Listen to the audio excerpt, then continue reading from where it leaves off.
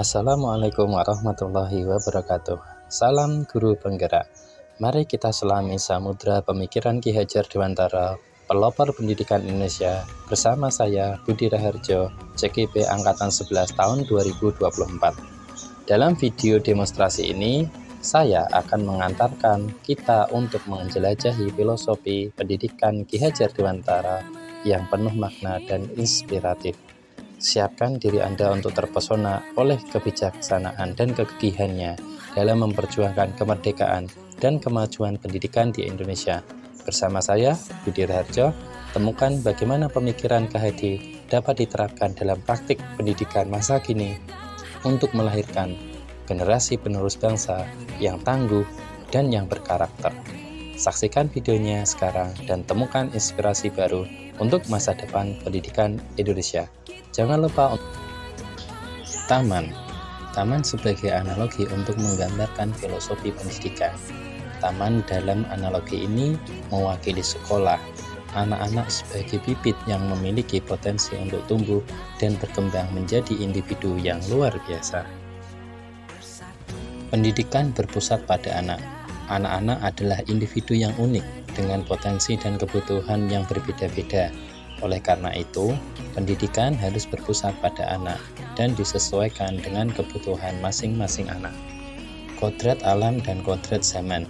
Setiap anak memiliki kodrat alam, potensi bawaan, dan kodrat zaman, pengaruh lingkungan yang berbeda-beda.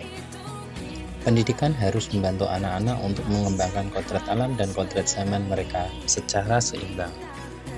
Belajar sambil bermain. Anak-anak belajar dengan lebih baik melalui bermain dan pengalaman langsung. Oleh karena itu, pembelajaran harus dirancang agar menyenangkan, menarik, dan bermakna bagi anak-anak. Pendidikan holistik. Pendidikan holistik adalah pendidikan yang tidak hanya tentang pengembangan intelektual, tetapi juga tentang pengembangan karakter, sosial, dan emosional anak. Kemerdekaan belajar. Anak-anak harus diberi kebebasan untuk belajar, mengeksplorasi diri mereka sendiri. Kami sebagai pendidik harus berperan sebagai fasilitator yang membantu anak-anak untuk menemukan jalan mereka sendiri. Contoh pembelajaran yang berpusat pada peserta didik.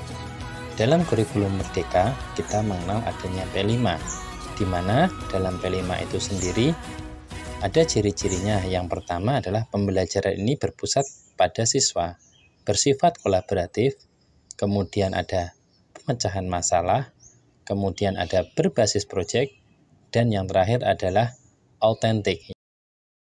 Berikut adalah contoh pembelajaran berpusat pada peserta didik yang dirancang di dalam kelas. Ini merupakan bentuk dari pembelajaran pada mata pelajaran matematika dengan topik persamaan garis lurus, di mana di situ di setiap pertemuannya terdapat bagian-bagian seperti halnya diskusi, aktivitas, kemudian ada presentasi. Di pertemuan berikutnya, siswa diminta untuk berdemonstrasi, latihan, kemudian ada permainan cerdas cermat sampai di bagian akhirnya. Dari rancangan ini dapat kita lihat bahwa pembelajaran ini pasti akan berpusat pada peserta didik. Pelaksanaan program yang berpusat pada peserta didik diawali dengan perencanaan, yaitu yang pertama, memahami konsep pembelajaran berpusat pada peserta didik, di mana guru harus memahami filosofi dan prinsip-prinsip pembelajaran berpusat pada peserta didik. Yang kedua, menentukan tujuan pembelajaran. Tujuan pembelajaran harus jelas, terukur, dan sesuai dengan kebutuhan dan minat peserta didik. Yang ketiga, memilih metode pembelajaran yang sesuai. Kita sebagai guru memilih metode pembelajaran yang memungkinkan peserta didik untuk efektif, aktif dalam proses pembelajaran, dan bertanggung jawab atas pembelajarannya sendiri. Yang keempat, menyiapkan materi pembelajaran. Materi pembelajaran harus relevan, harus menarik, dan menantang bagi peserta didik. Yang kelima adalah merancang penilaian. Penilaian harus dilakukan berdasarkan berbagai indikator, termasuk partisipasi peserta didik dalam kegiatan belajar. kualitas pekerjaan mereka, dan kemampuan mereka untuk menerapkan pengetahuan dan keterampilan mereka dalam situasi nyata. Implementasi pembelajaran yang berpusat pada peserta didik. Langkah pertama adalah membuat suasana belajar yang kondusif. Yang kedua, memulai pembelajaran dengan pertanyaan-pertanyaan pemantik.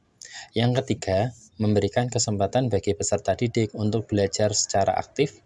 Yang keempat adalah memberikan bimbingan dan dukungan kepada peserta didik. Yang terakhir adalah melakukan penilaian secara berkelanjutan. Adapun tantangan bagi kita seorang guru untuk melakukan pembelajaran yang berpusat pada peserta didik. Yang pertama adalah perubahan mindset. Yang kedua, keterampilan baru. Yang ketiga, beban kerja. Dan yang keempat adalah kurangnya dukungan. Dari tantangan yang sebelumnya sudah disajikan, kita sajikan juga untuk solusi mengatasi tantangan tersebut. Yang pertama adalah pelatihan dan pengembangan guru. Yang kedua adalah dukungan dari sekolah. Yang ketiga, keterlibatan orang tua. Selanjutnya adalah membangun budaya belajar yang mendukung.